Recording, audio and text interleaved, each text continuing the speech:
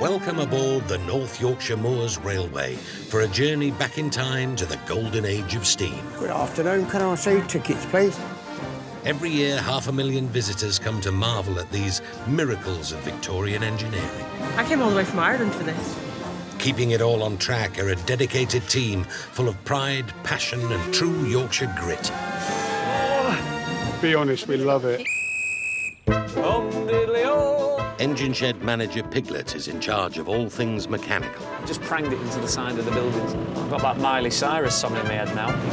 Boss Chris has to balance the books. I'm not the fat controller.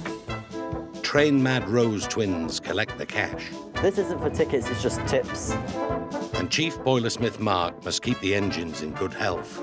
We are the heart experts of the steam engines. This time, the twins take on new railway challenges. Apparently there's cows on the line on Network Rail. Could all be going slightly pear-shaped. Piglet must get to grips with steam crane operation. Ready when you are, Charlie. I think it's time to go before I cause any more damage. And an engine doesn't want to make its 100th birthday celebration. Bit of a nightmare, really. It's a roller coaster ride through glorious country. The Yorkshire Steam Railway. All aboard. Have you got a ticket for the dog?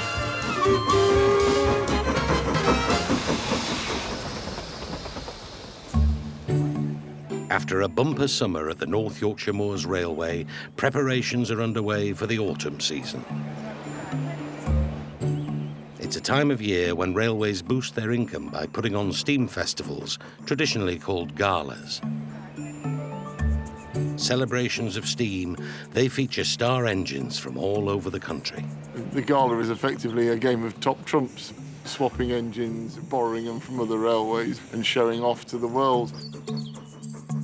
This year, Boss Chris has pulled off a coup by landing an A-lister loco. A Great Western, a 2800 class engine.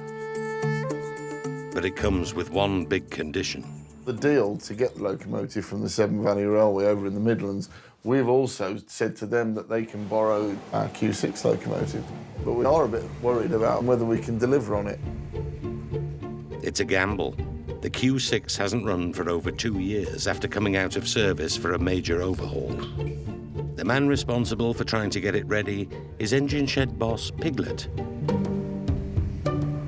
This is a really, really unique engine, this one. It is actually the only one in existence.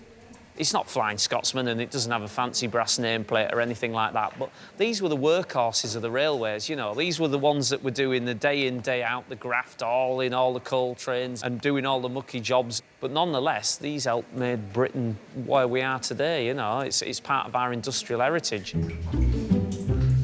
As a condition of the swap deal that the railway has struck, Piglet must have the Q6 ready to go to the Severn Valley Gala in just 3 weeks. I'm just reattaching the gauges back on the engine. But there's another very special reason why he's eager to see the old girl up and running again. It's its 100th birthday this year. You know, 100 birthdays don't come along very often, do they? You know what I mean? I don't think it's going to get a letter from the Queen or anything like that. You never know. If she doesn't, I'll maybe write it a nice little letter, you know what I mean, and just say, well done, and here's to the next 100 years, you know. I don't think I'll be celebrating that one. While Piglet wrestles to get the Q6 ready, over at Pickering, they're thinking much further ahead. John Bailey, did you say that was Santa Claus? It looks like Christmas has come early, very early. John Bailey is chairman of the NYMR and a former high-flying corporate lawyer. It is going to be a bit warm today, I think. Turns out the late summer sun hasn't gone to John's head. He's been roped in to help out marketing manager Laura, who's organising a photo shoot to help promote the railway's Santa specials. Santa's obviously in the North Pole, preparing for the big day himself. Hello! So we've asked our trust chairman to step in to help out with our Santa photo shoot. Thank you very much. That's a lovely cup of tea. Everybody thinks I've got the wrong date. While John discovers his inner Santa, back at HQ, plans for the shoot hit a pudding problem. Get a Christmas pudding and maybe get Santa with it on the end of the stick. I'll see if I can get one in Pickering, but it might be quite tricky in August. Yeah. He's requested a Christmas pudding, which may be quite interesting to source. Chairman John doesn't mind looking silly when it's for a good cause. It's the 10th year the railway have run Santa specials and they've become a big earner. It's very important that we get the message out about Santa specials that we desperately need the cash flow coming in when we've still got the money going out in costs and overhaul expenses. At HQ, one of Laura's little helpers has managed to track down a Christmas pud. Oh, amazing, you've got one. Well done. Thank you. Santa will be very happy. Hello! Hello, how are we? Time to get down to serious business. Huge smile, big eyes again as you were before. I haven't got the date wrong, by the way. We're just doing a photo shoot. Oh, there we go. Oh, that's nice. The problem with John as Santa is we're trying to get a shot done and he ends up talking to all the passengers. And are you being good? I am indeed. Oh, I'm pleased to hear it. Let's hope the Santa specials bring the railway sacks full of cash. We didn't do the bit with the Christmas pudding, but I think actual Santa Claus will be pretty impressed. That hand's perfect. That hand on the bubble. Okay. At the engine shed, worried about the promise he's made to lend their Q6 engine to another railway, Boss Chris has come over to check up on progress. It's really reputational apart from anything else. You don't want the NYMR being known for not producing engines. Certainly making sure that we do things that we say we're going to do. The biggest obstacle to the engine going back into service is making sure its restored boiler is safe. The source of the engine's power, the boiler generates steam at immense pressure. It's effectively a massive bomb on wheels, so we've got to make sure that it doesn't go off. The boiler has to get through a series of crucial safety tests, starting today. Head boilersmith Mark is the man under pressure. What we're going to do is squeeze the boiler, basically put water, keep pumping water in. We're going to get this pressure gauge all the way around to 270 psi, which is 1.5 times the boiler's working pressure. Make sure that the boiler is structurally fine. As the pressure builds, the water will start to expose any structural faults in the engine. 255 now, so we're almost there. So I'm going to have a quick walk round, check the front end, check down the sides, etc. And by the time I get back, probably run about 270 then. Mark starts by giving the main body of the boiler a once-over. So far, so good. We'll try and maintain now around the 270. Now that the boiler's at full pressure, Mark checks the new pipes in the smoke box at the front. The water dripping down is just from some of the bolts and the joints. Well, they're all coming off again anyway for new joints on them. So I'm not worried about any of them leaks. The main thing we are checking for is where these tubes go into the header, just in there. We're checking to see if there's any water coming down. And as you can see, they're all absolutely bone dry. Mark's happy so far, but he's yet to check the most critical part of the boiler, the firebox. It's where the metal has to stand up to the most extreme temperatures. And Mark spots something that doesn't look right. A couple of drips of water. Got a rag, I'm just wiping in the areas. If there's any more drips, I can see the drips like fresh, work out where they're coming from. He's found what could be a crack. It's like a tiny pinhole, but then next to it, there's a couple of areas where there's lots of just minute little cracks. If the crack is serious, the deal to swap the Q6 will be off. At the North Yorkshire Moors Railway, they're in the middle of organising the Autumn Steam Festival season. Crucial to the railway's plans is an engine swap Boss Chris has agreed with another railway. Steam engines are very fickle things. You've told the world you're going to do something, so there's always that fear of embarrassment. With the Q6 engine not yet back in service after a 2-year overhaul, it looks like Chris's swap is looking shaky. Head boilersmith Mark has just found what could be a critical leak in the engine's firebox. The special white spray turns dark red when it detects a crack. spray the white paint on and it shows me everything I don't want to see. That's wet. It shows that there's a leak from an old repair, and that's potentially very bad news. Weld comes across there and down to here. What I need to find out, is it a deep crack, or is it just part of where the weld is and it's just an imperfection in the weld? If it's a serious crack, it'll be tough to get the Q6 back on track. Mark grinds the surface down to see if the extent of the problem is revealed.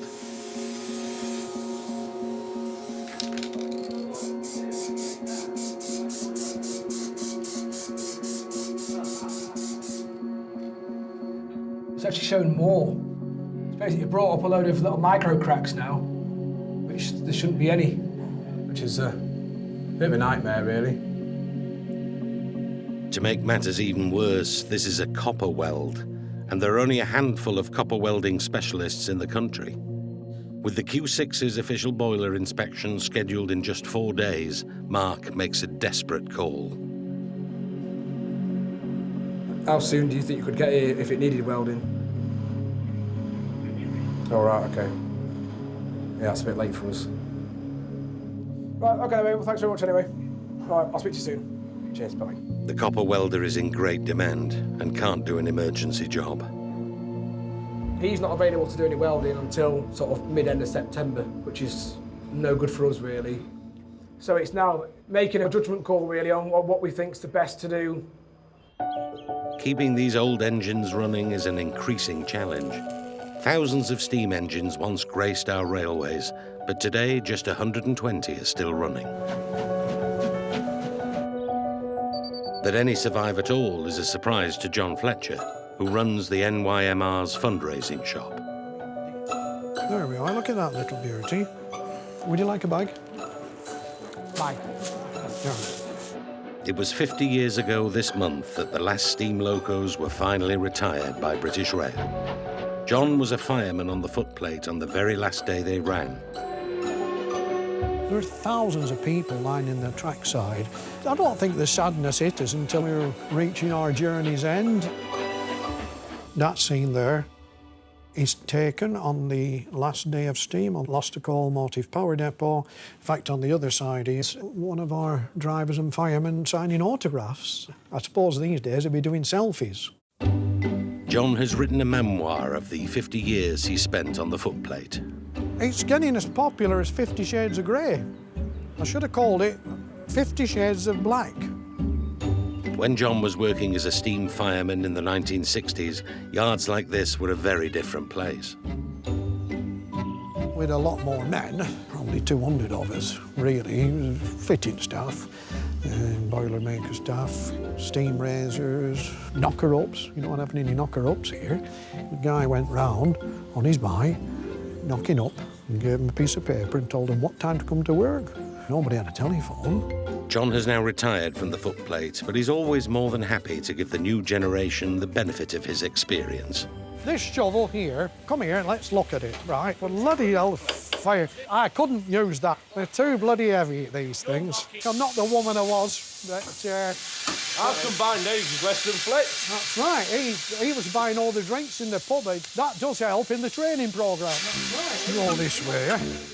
Of all the engines at the NYMR, a Black 5 44806 holds special memories for John.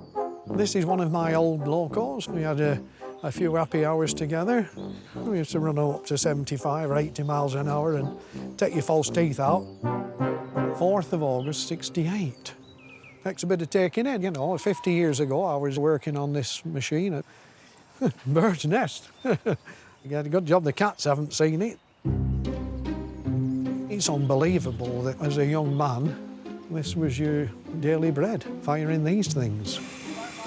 It was something you wanted to do all your life and you'd achieved that ambition and it was taken away from you, but it's progress. For John, steam is in his blood.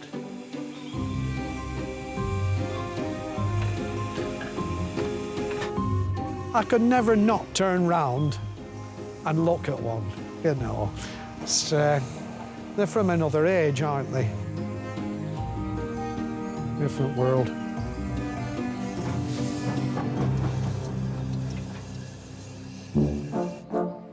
There's now a whole generation of people born after steam disappeared from our railways.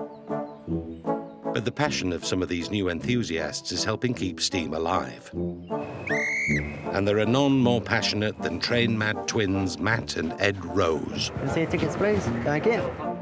At age 16, they became the railway's youngest ever travelling ticket inspectors. This isn't for tickets, it's just tips. 2 years on, the twins are now looking to take on a new railway challenge.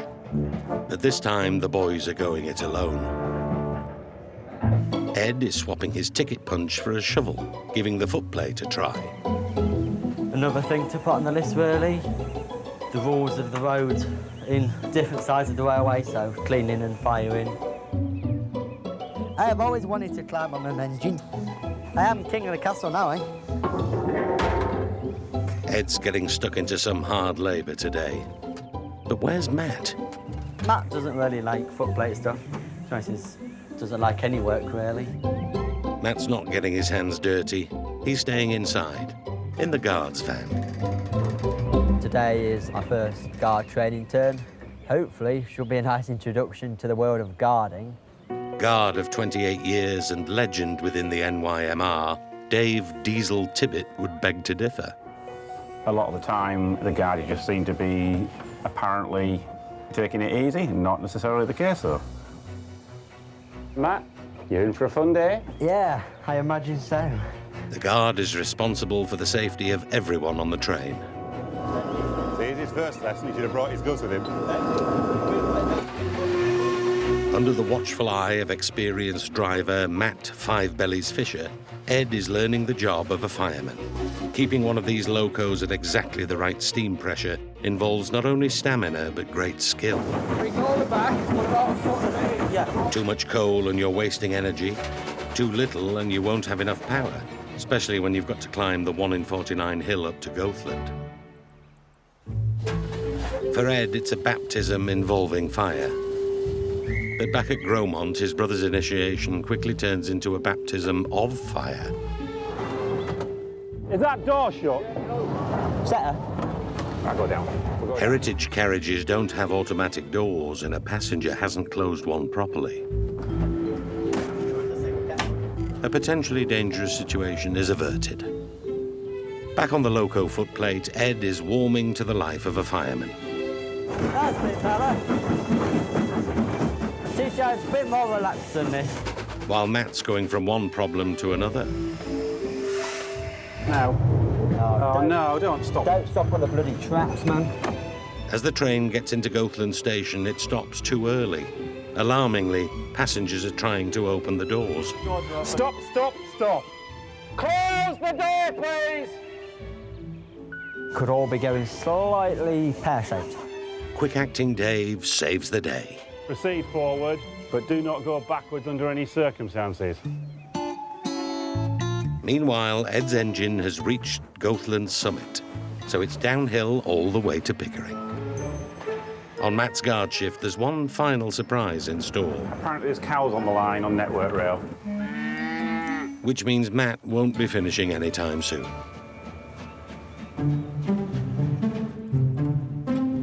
It's just 5 days before the Q6 engine is meant to go off for its swap.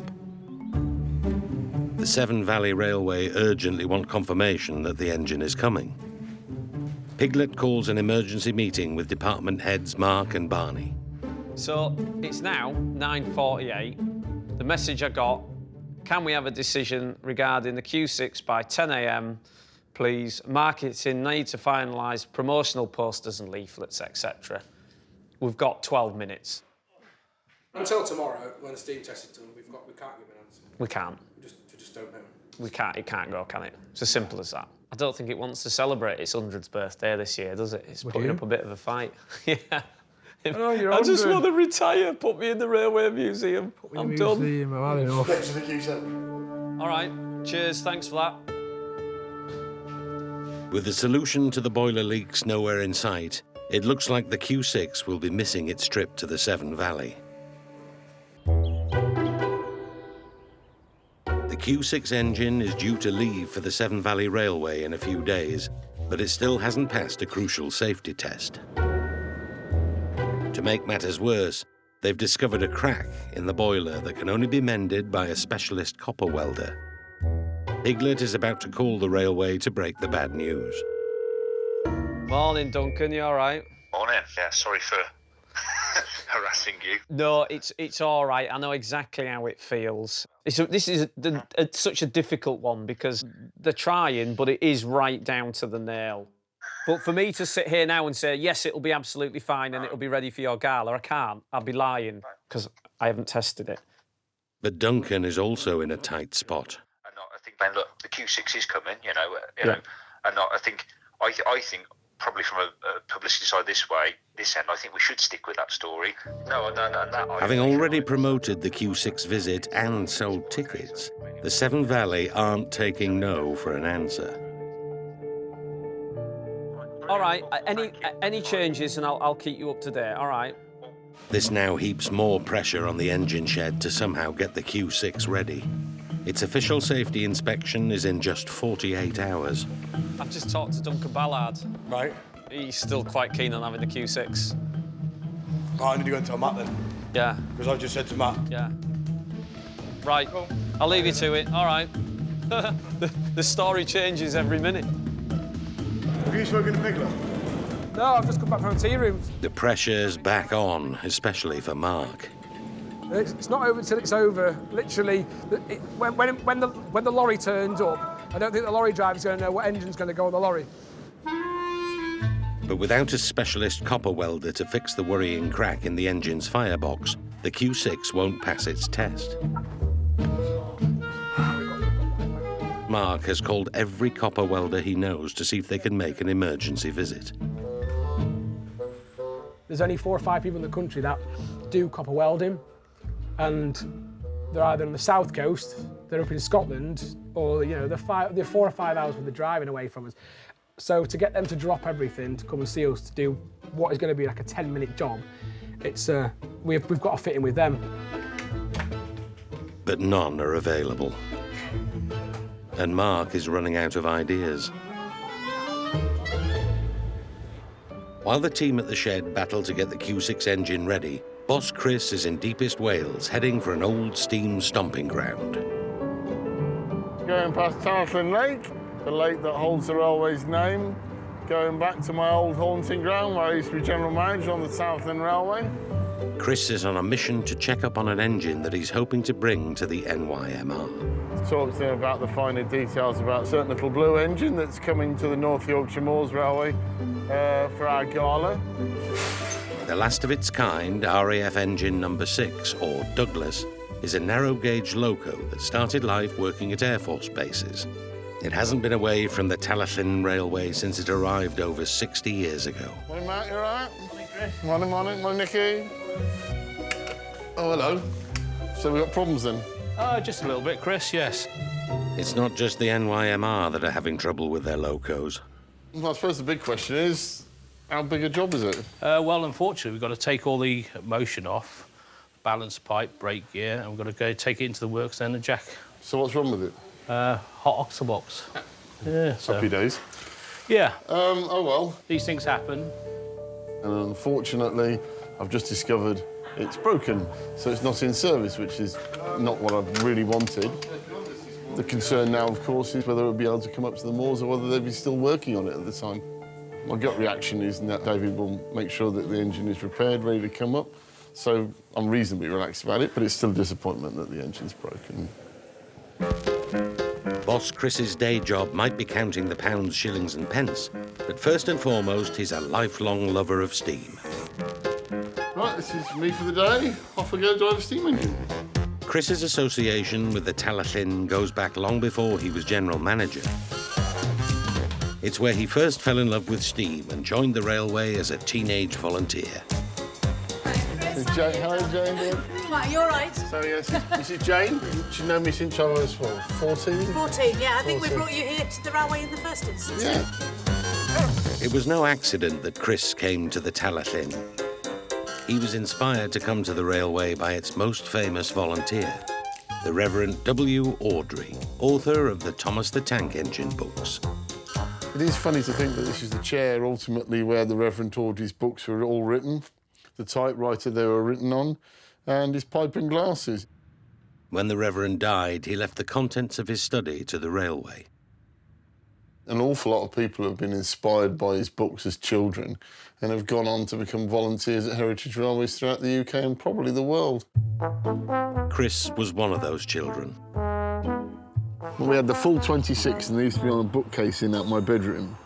And my dad used to say, which one do you want? And he'd go through, no, not that one, no, not that one, no, I'll have that one, yeah, we'll have that one. And that was the kind of nightly ritual. It even got to the point now that my dad went away on business and he recorded 5 of the books on a reel-to-reel tape recorder that my mum would then play for the 5 nights he was away on holiday.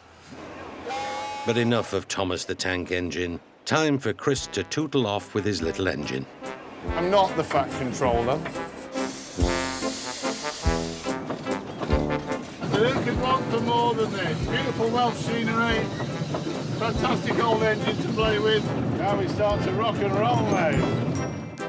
The Talyllyn line is just over 7 miles long and was built to transport slate. 15 miles an hour dead on. Thank you.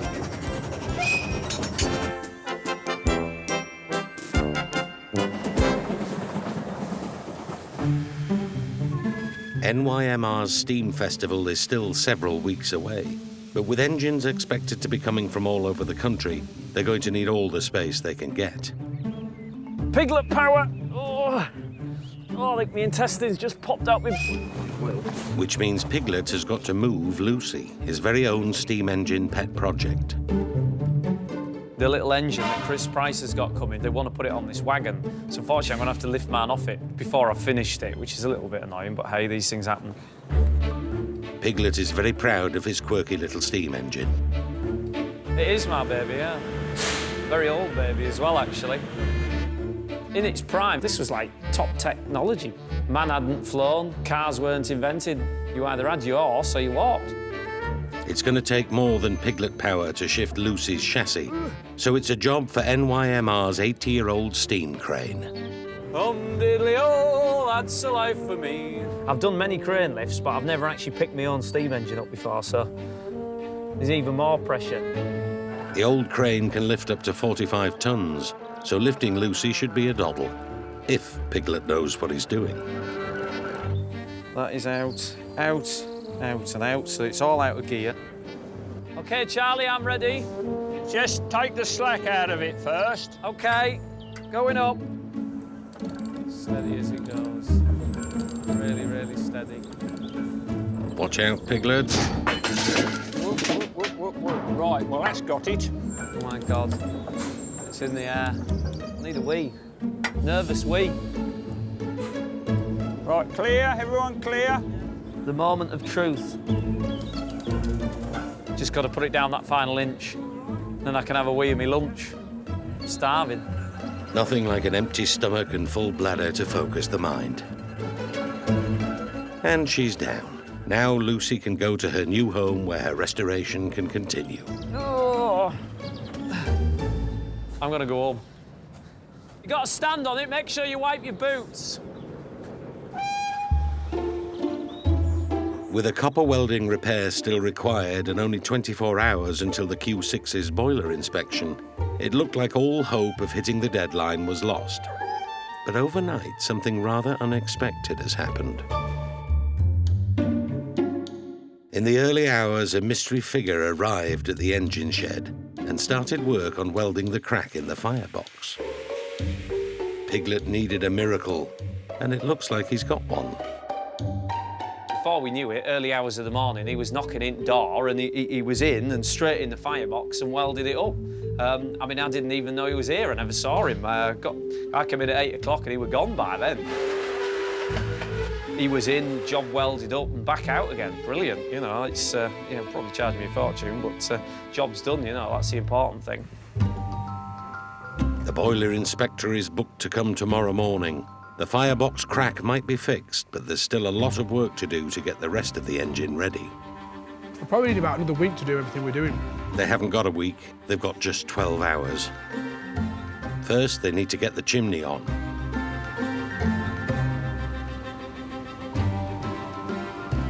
Need to watch that light. turn it the wrong way, it wants to come round the other way. That's it, like that. Yeah, that was a bit tighter than I wanted it to be. But it's on. The team are on a roll. But there's one more problem. Just had a chat with Barney. He tells me that there's an issue with the smoke box door not fitting properly on the Q6. So I'm going to go and attack it with the grinder and see if we can get it to fit. Now they're so close, an ill-fitting smoke box door isn't going to stop Mark. And by late afternoon, they're done. This morning it looked like an incomplete engine, and here we are. Well, it's 5 to 4, and there's just about to light a fire in it. See? I told you we'd make it. Tomorrow, when the boiler inspector comes, they'll find out if all the blood, sweat and tears have paid off. Another exciting day at the railway. In Pickering, it's a big day for the train-mad ticket-collecting Rose twins. It's our last TTI shift together, and then pop off to start our apprenticeship in a couple of weeks. All the hard work at the NYMR has helped them secure places on an engineering apprenticeship with National Rail. Woo! Last shifts are always, you know, you'll miss them, but got to get on, do new things. Still be coming back here, like. It'll be different, but it's life, isn't it? It won't be that different. The boys will be together on the same course studying trains, and they'll be back at the NYMR during holidays working on trains. Hey, Alan, gonna do a Burt blower. It'll definitely be quieter on the railway without these two. Nathan, you all ready? See you guys soon. Before they head off to start their apprenticeships, they've got one last shift as travelling ticket inspectors. Oh, you all want to hold you now? We do. Oh, my God. And it's shaping up to be a shift to remember. The guys just let us know that there's a sort of funeral party spreading ashes at one end of the train, and then there's a wedding at the other, so it's a very contrasting train, put it that way. We're only 3 tickets per table are valid, so it's up to you to choose who's getting off at the next station, I'm afraid. It's shocking, eh? As well as the growing popularity of on-board wedding receptions, the railway has had an increase in requests to mark other special events too. A funeral party marking the passing of a loved one with a very unconventional send-off. We've gone on the railway today to spread my mum's ashes. She absolutely adored steam railways. This was her favourite train journey, so we thought it was a fitting way to say farewell. The NYMR has arranged for the engine crew to sound the whistle when the ashes are placed in the firebox to be scattered over the beautiful Yorkshire countryside.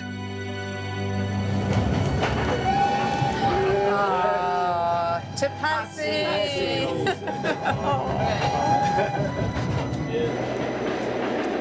What a way to go. Over at Gromont, it's also a big day at the engine shed.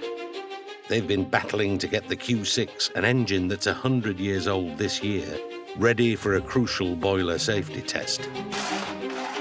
If it passes, the engine will be able to head off to the Severn Valley Railway's special event for 100-year-old steam engines. It's 7 o'clock in the morning. Just got here, cup of tea, start the day off. Q6 is in steam. We've got the boiler man coming for 8:30 to basically give us the nod, yes or no, as if the boiler's all right. No idea what's going to happen. This bit now, we've obviously done all this work in there. We've not tested any of it yet. This is the first time I've had a chance to properly test it. So this is like the do or die moment. If this goes well, we're in for a good chance. The test is carried out by an independent examiner. Done under full steam, it'll prove the boiler can withstand the extreme pressures when the engine runs. Right, let's do the classes first. If you want to bring that scaffolding around the other side, it's somewhere near the safety valves. We're just going to do the gauge frames first, and then we'll set the safety valves afterwards. The first part of the inspection shows no obvious leaks. Even the copper-welded firebox gets the nod. But next comes the most important test, the boiler's safety valves. So these are the 2 safety valves. They sit on the top of the boiler. The valves are set to spring open when the boiler pressure hits 180 pounds per square inch. So So we're about 165 at the moment. Safety valves are the most important piece of equipment that helps prevent boiler explosions. If the pressure goes above the crucial 180 mark, the engine will fail the test.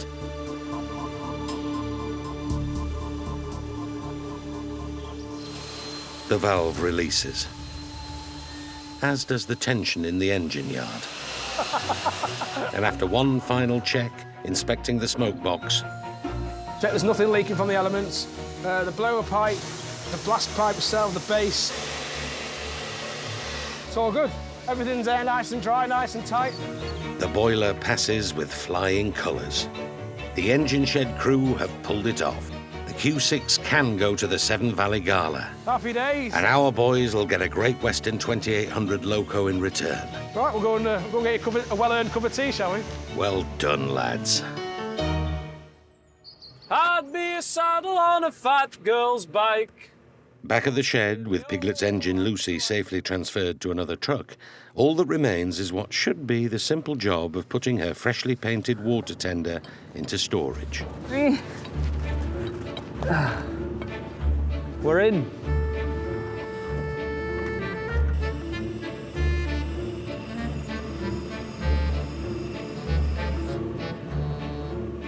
We're gonna get quite close to the coach, so just be careful. With everyone now gone, Piglet's only got 18-year-old new volunteer Thomas to help him. Gently, gently, Piglets. Gently, gently. Are we clear? Oh. Me pins. Right, turn it round. Other way. Poor Thomas is struggling to control Lucy. I don't think he had his Weetabix this morning. Oh, he's perspiring and everything. Piglet gets right-hand man Barney to help. He's not strong enough. Could you just twist that round so we can put it on floor? Yeah. You've just got to watch studs on that side, on the where the water pickup. See, on the right-hand side, there's some studs hanging down at the back. Just wants twisting that way a bit, that's it. Boingy boink, that'll do. How's that? How's that? It won't go down because it's splashing overload. Hang on. Oops. She may be little, but Lucy's proving a handful. Steady on, Piglet. That was a bit rubbish. Well, I can't leave it like that. I need to square it up.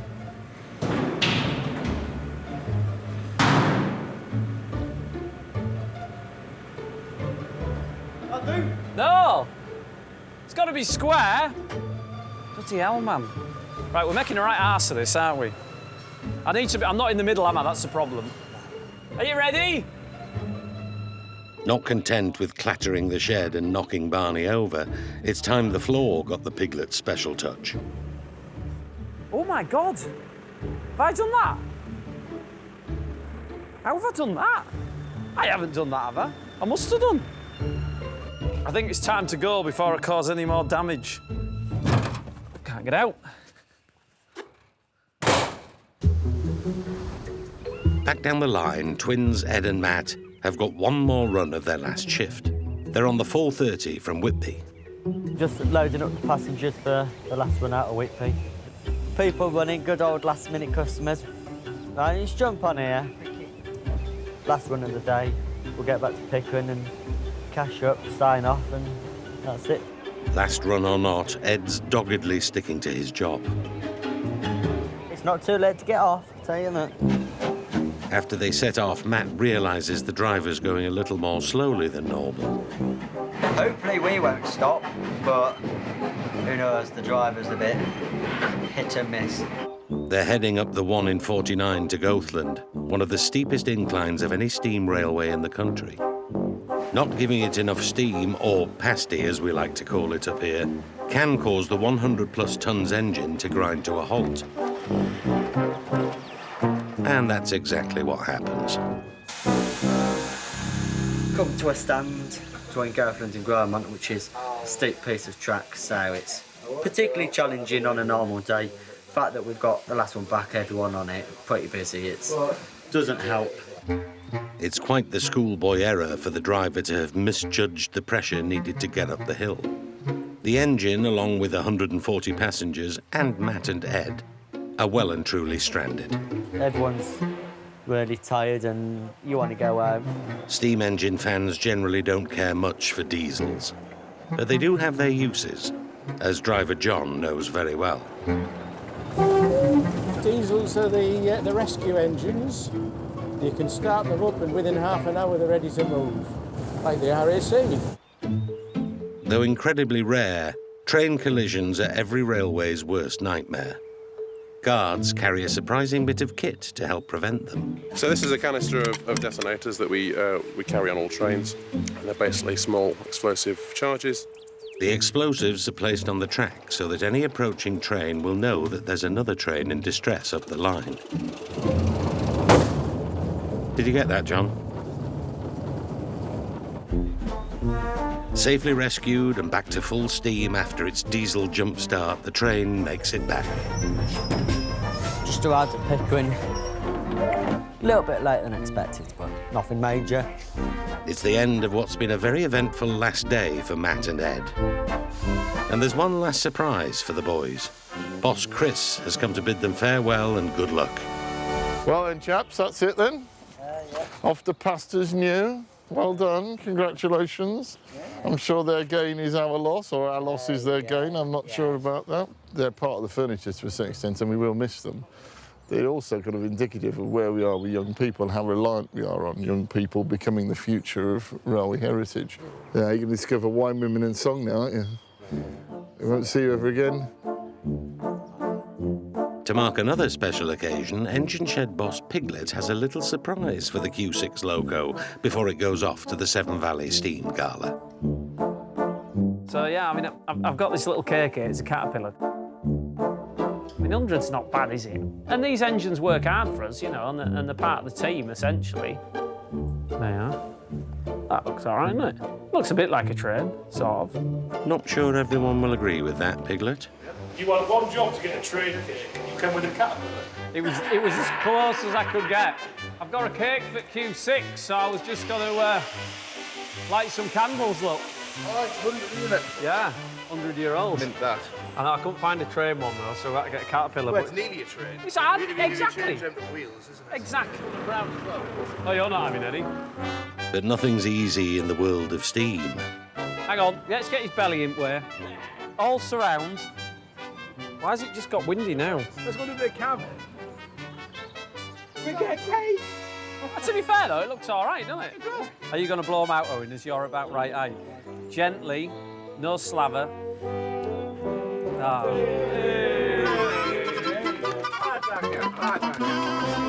Now, you can take candles out, cut it up with me foot rule. Hey, the way, take your technology. Hey on. It's not my rule. Sharpen the metric side. We don't use that anyway. Oh, someone's going to get a big bit on the end. Ah. Well done, Andrew. You've done well. Yeah. Thank you, Nick. Nice one, Matt. Take a bit of cake. Good valve timing. It's to the next 100 years. Yeah. To the next 100 years. Yeah. Right, can we get out? Because my backside's going to sleep. Yeah. Yeah. We're on a pier, and it's so narrow that we can't get out. Shouldn't have had that second slice, Piglet. I'm breathing! I'm through. The Q6 is off to its 100th birthday celebration at the Severn Valley Gala. If you'd asked me on Monday when we were going to make Saturday, I'd have been telling you no. Great sort of achievement at what we've made in such a short time to get to where we are now, really.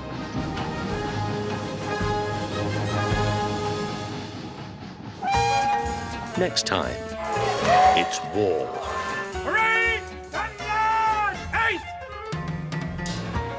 30,000 dress up for a taste of the Blitz spirit. But the weekend becomes a battle with the elements. It's really strong winds. They're saying up to 55 mile an hour today. And some unwelcome guests threaten to rain on the military parade. What, the high street? You're having a laugh?